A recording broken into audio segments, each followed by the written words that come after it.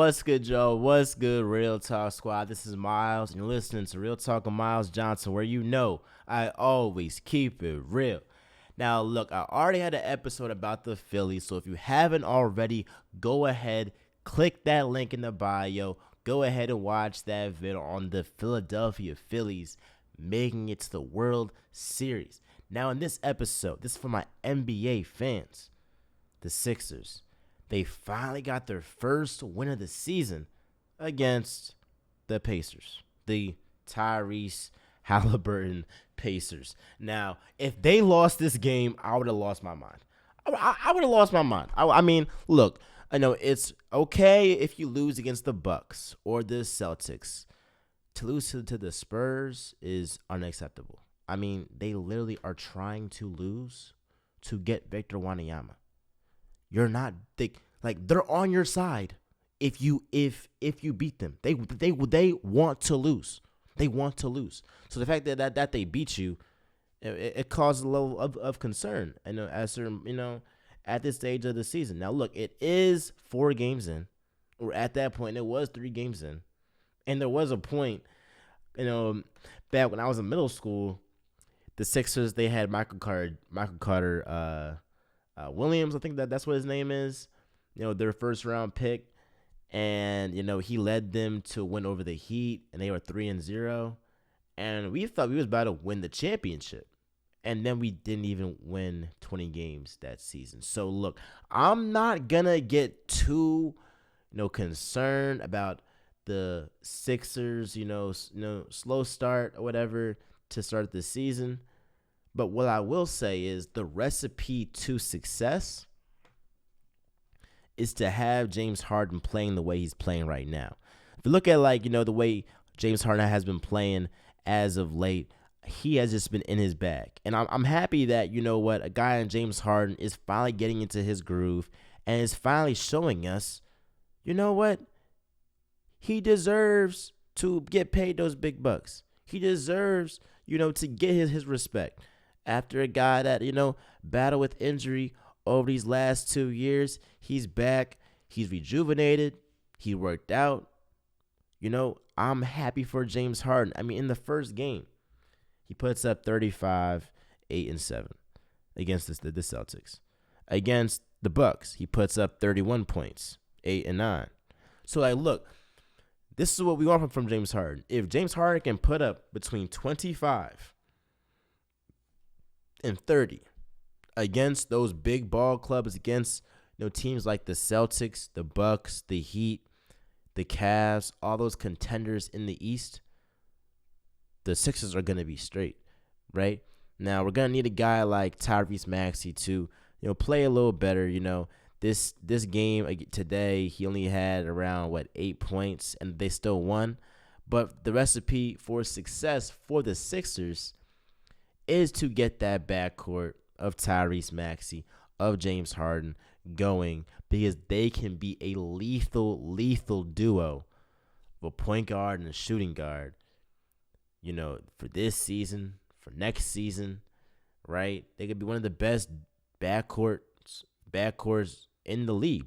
They could, Tyrese Maxey and James Harden could end up being the best backcourt in the NBA. That's not out the question. Talk about a guy in James Harden, already an all-star. Talk about a guy in Tyrese Maxey. He's rising up to become an all-star. So if you have a guy in James Harden that's averaging around 25, 10, and 7, and a guy in Tyrese Maxey that improves more this season, averages around 20, maybe 6 and 4, around there. That's going to be the best backcourt in the NBA. And I'm not going to put it past them that they can't stamp that this season. I believe in Tyrese Maxey. Now, I did say in the offseason, y'all should trade him for Donovan Mitchell. I still believe that the way that Donovan Mitchell is playing, but best believe Tyrese Maxey is a gat. He is a winner. He is a dog. I seen that at the Rump Classic. I was there this past summer with one of my best friends, my man Mike. Go to Howard, shout out HU, right? We were there. That whole LaSalle gym was packed just for Tyrese Maxey, right? So he's a guy that Philly loves him to death, fan favorite, want to see him win.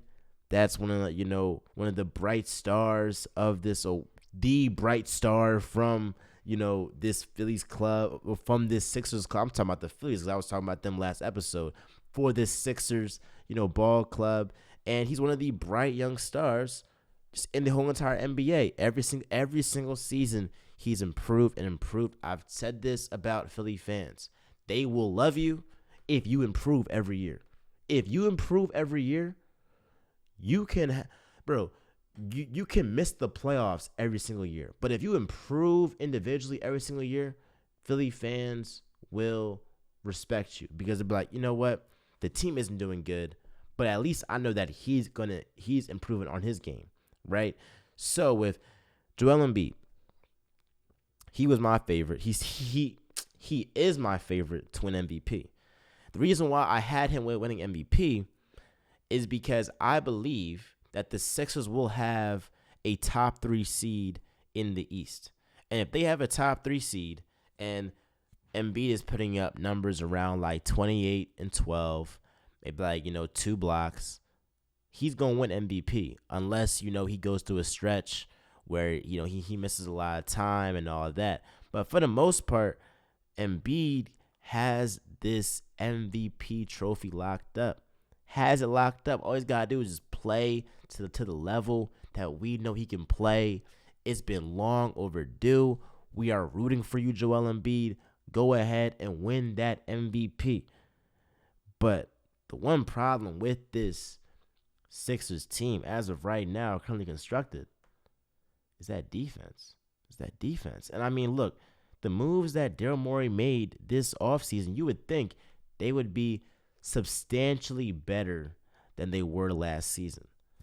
No, they're in fact a bottom 5 team in the NBA in defensive efficiency instead of being a top 5 team that I would expect them to be with the personnel they have, right? So this is something that Doc has got to fix. But if you have guys in PJ Tucker you brought in, my man, what's his name? DeAnthony Melton, Daniel House. Those you still got, Matisse Thybulle that you didn't trade. Thank God y'all didn't trade him. What I'm saying is, this is a Sixers team that has the personnel to be a great defensive team. So if y'all continue to not be, good defensively, the only way to look is the coaching. And Doc Rivers, I'll be honest, this season is your last straw. If the Sixers flame out, if the Sixers don't perform to the way we know they can perform to, if they perform below expectations, and their expectations bare minimum is the conference finals, top 3 seed. If they don't make that, Doc's job is gone. He's had a few years to get this Sixers team over the hump, to get them at the very least to the conference finals, and he hasn't done that yet. So this is his last year. I believe that a guy in Daryl Morey is looking like, you know what, I want a guy in Mike D'Antoni to end up, being this coach, being a coach for James Harden. He did wonders for not only James Harden, but for Daryl Morey in Houston. And I wouldn't be surprised if that's the guy that they're looking at, to succeed Doc. So, Doc, you were a guy that I wanted to be the coach of the Sixers. But if this Sixers team continues to underperform, we're not going to trade Embiid. We're not going to trade Harden. We're not going to trade Maxey. So the only one left is you. So get it together. It's still early on. I have faith that you will get this team back on track. It was a good win against the Pacers, this night. But let's, keep this going, get some wins under our belt, get like a little winning streak going, because I believe that this Sixers team can match up with anybody in the NBA. I believe they can match up with a Bucks team. They can match up with, a Celtics team, but it's going to have to first come with their 3 stars, but then also trickle down to their defense. So I want y'all to let me know how y'all feel about the Sixers now. Is it time to panic? Do you feel like there's other issues that I didn't address in this video that the Sixers should address? Let me know down below in the comments. And again, Doc Rivers, you are on the hot seat. You have to get this done. Otherwise, you might be out of a head coaching job for a couple of years to come. Be sure to like, comment, subscribe. Follow me on Instagram, TikTok. I'm about to say YouTube, but y'all already follow me on there. I would hope so. But subscribe, like, comment, do all that jazz. And with that being said, this is Real Talk with Miles Johnson, where I always keep it real. I say it fast, but guess what? We out.